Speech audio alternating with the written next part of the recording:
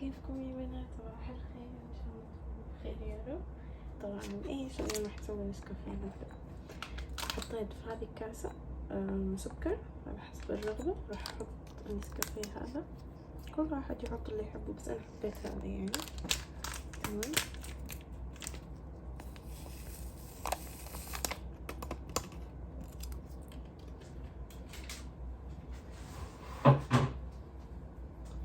راح احط كمان عليه نسكافيه زيادة يعني كذا، ملعقة، أقل من ملعقة كذا، نص ملعقة مثلا.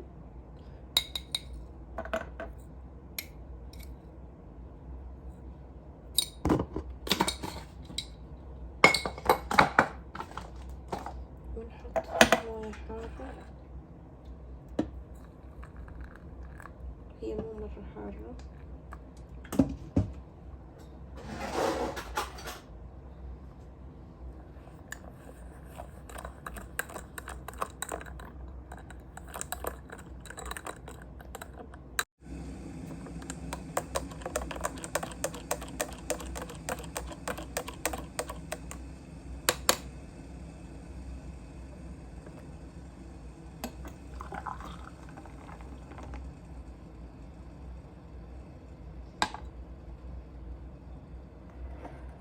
وبس بالعافية.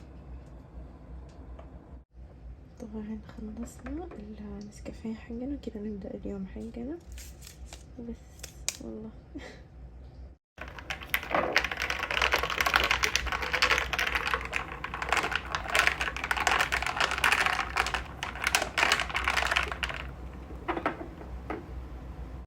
كيفكم يا بنات؟ ان شاء الله تكونوا بألف خير يا رب. طبعا اليوم راح اسوي لكم فلوق مشتريات للدراسة.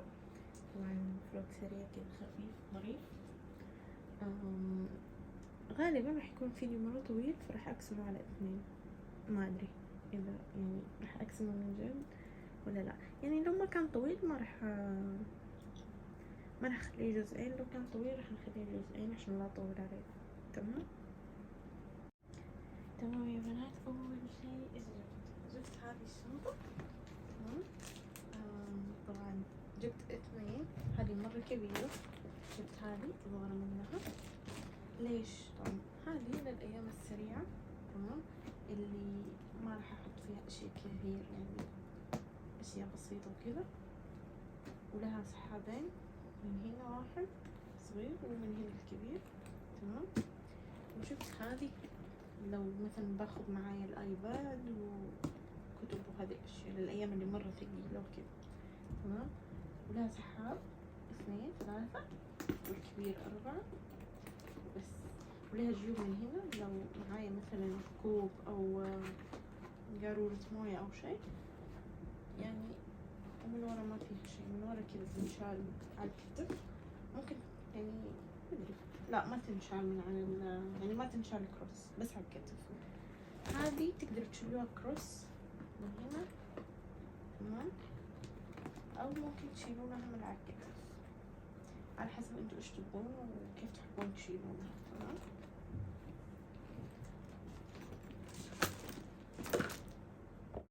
تمام يا بنات، وريكم شو متأخر مرة لو ما ركزتوا فيها او ما شفتوها. هذه اول شنطة، وهذه ثاني شنطة. تمام. والجيوب هنا واحد وهنا واحد وهنا الكبير. تقسيماتها مرة حلوة ما شاء الله. في مشتريات ثانية تعرفوا قبل الدراسة بشوية كذا تكون طلبات طلبات طلبات طلبات. أهم شيء في هذا الحر والشمس الطاقية. طبعا أنا جبت هذه الطاقية، جبت واحدة بس لأني ما أحب ألبس كثير يعني. جبت واحدة سوداء تليق على كل شيء كذا، فيها من الجنب، من القدام فلامينغو، من الجنب هذه زي ورق شجرة مدري، المهم ومن ورا كذا بس واحدة سوداء عشان تيجي على كل لبس وخلاص. لأن الشمس مرة قوية هنا في مصر، مرة قوية. المباني أغلب يعني تكون مكشوفة، فاهمين؟ فيعني كذا. وجبت كمان نظارات شمسية في الأيام اللي ما أبغى فيها ألبس مثلا طاقية أو شيء. جبت هذه أول واحدة، تمام، وهذه ثاني واحدة، كلهم نفس الشكل تقريبا، وهذه ثالث واحدة كذا لونه كحلي، وهذه رابع واحدة. طبعا جبت كل الألوان عشان يكون يعني جبت البيج والأسود والبني والكحلي عشان خلاص يعني ما عاد أجيب منها كاملة. كمان طبعا احنا بنخلص بعدين نشوف الباقي يعني اللي بعده.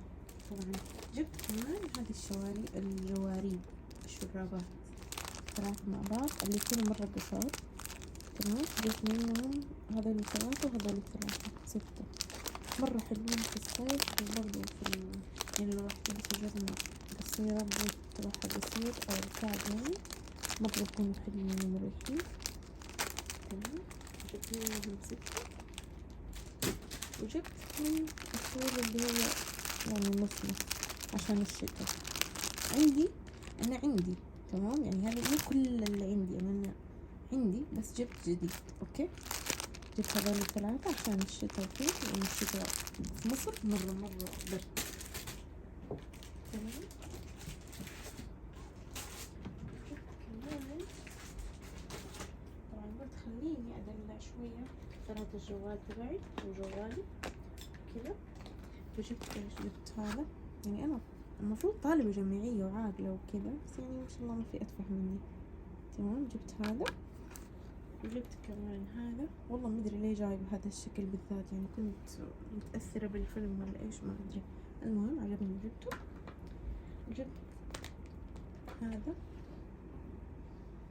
تمام. وهذا أحلى شي فيه حماية للكاميرا، شايفين يعني هذه فيها حماية للكاميرا لما انت حاطة اللصق أو شي يحمي الكاميرا. وجبت كمان هذا، بس هذا مرة شوية توسخ عشان كنت حطيته لجوالي أول ما اشتريته، عجبني وحطيته، بس قلت أوريكم يعني مرة حلو. وجبت مرة كيوت هذا، مرة حلو يا جماعة، مرة حلو. طبعا أغلبيتهم شوفوا هذولي من مصر، الباقي كله اللي راح اوريكم اياه بعد هذا من السعودية، تمام. جبت هذا كمان، شايفين يجنن. طبعا واضح اني احب اللون البينك، بس هذا مرة يجنن، خصوصا لو انتوا طفشانين تجلسوا تلعبوا كذا. وهذا بعد هذا نفسه بس فيه كذا منزلية من هنا، مرة حلو. هذه مشتريات جامعة ولا مشتريات تفاهم ما ادري. المهم جبت هذا كمان بس كذا ما في اي شيء هذا. وجبت هذا مرة حلو يجنن. تمام. ايش تاني؟ طبعا انا احب الشاور جل حق مود، وقلت لكم قبل ونصحتكم تجيبوه، فما لقيت الا لونه بينك. جبت هذا اللون اللي هو الموف، مرة حلو، مرة ريحته مرة حلو، فجبته. اكيد راح اجيبه، وانصحكم برضو تجيبوه. جبت كمان وايبس هذولي، جبت من الصغار هذولي عشان احطهم في الشنطة وما ياخذ مكان، تمام. جبت 3 ولو احتجت بعدين اجيب. انا جبت هذا النوع، ما لقيت فيه غير اخر 2 هذولي، وجبت هذا النوع عشان اجربه، بس هذولي مرة يجنني، لو لقيتوهم جيبوهم، ويمكن ب5 جنيه، مرة حجمهم صغير وحلو يعني ما ياخذ مكان معاكم. طبعا ان شاء الله راح اسوي لكم ايش اسمه، راح اسوي لكم فيديو ايش اللي موجود في شنطتي، سواء الشنطة الكبيرة او الصغيرة، راح اسوي لكم فيديو في الشنطتين ان شاء الله. جبت كمان هذا الاسيتون، تمام، من ايفا.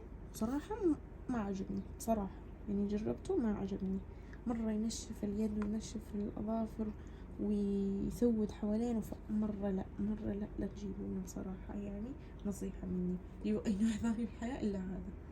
طبعا صاحبتي كانت تجيبه من زمان، قالت لي مرة يجنن، بس هذه الفترة صار مرة مو حلو، فلا جيبه.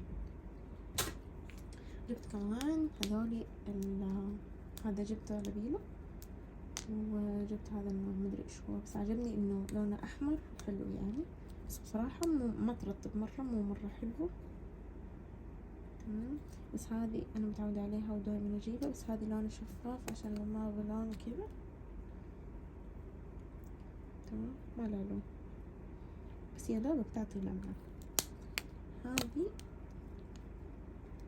طبعا جربتها أول ما جبتها عشان كذا شوية سخانة.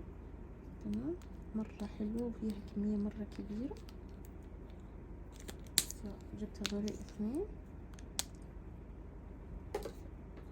جبت كمان هذا صن بلوك من بوبي، طبعا جبت واحد بس الإصدار القديم، يعني كنت جايبة واحد مرة عجبني ومرة حلو، فرجعت جبت واحد بس يعني غيروا العلبة.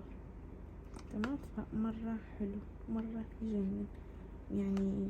عشان يعني كنت أجيب زمان لاروش بس لاروش مرة غالي، فلا معليش الميزانية لا تسمح، فجبت هذا قلت أجربه ومرة حلو والله، يعني يتقارن باللاروش بالنسبة لي، ما أدري إذا بالنسبة للناس ثانية إيش. المهم جبت هذول الاثنين المعقمات عشان أحط كل واحد يعني في شنطة. ما لقيت غير دي الألوان، طبعا ماما هي الله يسعدها يا رب اللي جابت لي إياها من السعودية. تمام، جابت لي هذول الألوان، ما لقيت كذا ألوان، فهي تعرف إن أنا أحب البينك. كمان هذا لونه حلو وريحته كمان، ريحة المعقم تجنن يعني، يا ريت تشموا. المهم جبت هذول الاثنين مرة حلوين يا جماعة، وترى ضروري مرة في الجامعة لأنك بتمسكوا أشياء كثير ومو 24 ساعة راح تروح على الحمام يعني، فخلينا نتكلم بواقعية شوي. كمان جبت هذا من السعودية ما جبته من هنا، فما أدري إذا في زيه في مصر كذا بخاخ، يعني هذا بخاخ كذا. تمام، فما أدري إذا في نفس الشي كذا في مصر ولا لا، بس جبته من السعودية ومرة حلو، عشان لو يعني تبي تاكلي تبي تعقمي يدك وهكذا، ما تبي مثلا المعقم تبي شي يبخ، أو تبي تبخي مثلا تعقم الطاولة أو شي. جبت هذا الغرض. وكمان يا جماعة ذكروني أجيب شو اسمه هذه دباسة، ما عندي، كان عندي اثنين والله وضاعوا ما أدري وين راحوا، بس جبت غرض. تمام، هذا من السعودية، جبت 6 ما أدري من كم بصراحة. تمام، بس يعني مرة مهمين، والدباسة كمان مهمة عشان تلصقوا الأوراق، وكمان شو اسمه يعني تلصقوا الأوراق وهكذا وتدبسونهم، عشان كمان عندنا كويزات وعندنا أشياء كثير، شيتات تبي تتسلم وهكذا. جبت كمان هذه علبة الألوان. تمام، طلعت منهم لونين بس إنه برا، كسبت أرجع أجيبهم من برا وأدخلهم، بس ألوانها مرة حلوة. وخليني أوريكم مثلا لون كذا، يعني القلم حقه مو مرة عريض بس حلو يعني يجنن. تمام، فجبتهم عشان يعني لو مروقة أو مثلا عندي اختبار أبى أسوي حوالينه شي عشان أو كلام مهم أو هكذا. المهم جبتها، يعني أي شي تافه في الحياة لازم أجيبه، فجبته ما راح أقول لنفسي لا. وجبت كمان بما إنه عشان تكمل التفاهة يا جماعة، يعني أنا أعرف إنه الحماس هذا يكون للمستجدين اللي أول سنة جامعة، أنا ماني أولى جامعة، ليه هذه التفاهة فيني؟ ليه جايبة ذي الأشياء؟ ما أدري، بس إنه جبتها عشان نرجع شوية شغف الدراسة. كذا يونيكورن وفيها كل الألوان، عشان خلاص يصير قلم واحد ونفتك، مو كل يوم يعني ما راح نشيل معانا 500 قلم، بس جبت قلم واحد عشان ما احتاج اشيل كم قلم، ومرة حلو شكله كيوت شايفين. وهذا من السعودية مو من هنا، بس يعني في مصر كمان اشكال حلوة وهكذا. المهم مشكلتي الوحيدة اني لما اخلص جامعة وارجع البيت ما اكون طايقة نفسي، فتعرفوا ذاك الاستفزاز انه ما تلاقوا مفتاح البيت ويجلس يضيع وسط الشنطة والحوسة. فايش لقيت حل. تمام، لقيت هذه الميدالية الكبيرة، لأنه خلاص الميدالية كبيرة فما راح شو اسمه هذا صوت الجالسة على الكرسي معليش. المهم فايش لقيت حل، إنه نجيب ميدالية كبيرة، عشان الميدالية كبيرة فخلاص راح تمد بيدكم وتطلعوا خلاص راح تعرفوا وين المفتاح. فجبت هذا مرة كيوت، حلو كيوت يا عمري. شايفين الجمال ما شاء الله. المهم جبت واحدة ثانية عشان لو مثلا يوم خفيف وابغى اشيل شنطة كروس معايا، انه هذا شيء غلط، بس انه مثلا اول اسبوع او شيء، او شنطة معباية وما في مكان، هذه جبتها. هذه تنلبس كذا في اليد، تحطونها في يدكم مثلا، وهذا الدبدوب الحلو كتكوت ما شاء الله. وكمان فيها يعني مثلا تبى تعلقوها في شنطة أو كذا، فتصير مش شنطة من برا بس، مش شنطة من برا أضمن لكم 100% إن هي راح تضيع، راح تنسرق أو أي شيء يعني راح يصير. فالمهم جبت واحدة كبيرة وواحدة صغيرة عشان إيش كذا ما عندي حجة. جبت كمان هذول الكريمات تبع شو اسمها اليد عشان أحط فيها شو يسمونه كريم لليد عشان يدكم راح تنشف سواء في الصيف أو في الشتاء.